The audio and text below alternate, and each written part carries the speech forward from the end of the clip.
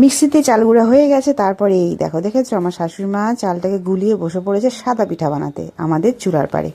তো এই চুলার পাড়ে আমাদের সমস্ত পিঠা পার্বণ হয়, আর গরম জল হয়, আর শীতের দিনে কিন্তু রান্নাও হয়। ঠিক আছে, গ্যাস ছেড়ে আমার শাশুড়ি মা এখানে চুলার পাড়ে বসে রান্না করে, ওনার নাকি খুব ভালো লাগে। তো ঠিক আছে, তো চলো পিঠা বানিয়ে নিচ্ছে।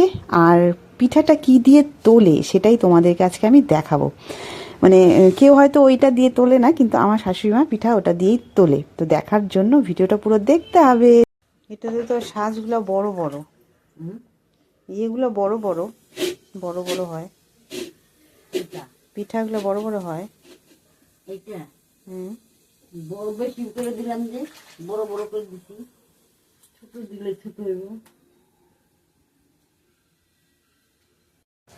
তো এই দেখো, দেখেছো সুন্দর হয়ে গেছে কিন্তু। আর এই দেখো, দেখলে যেটা দেখাবো বলেছিলাম, এই যে কি দিয়ে পিঠা তোলে আমার শাশুড়িমা, কাঁচিটা দিয়ে। দেখেছো সুন্দর টপার টপ কিন্তু উঠে যায়। তো তোমরা কে কি দিয়ে তোলো সেটা আমাকে অবশ্যই কমেন্ট করে জানিও।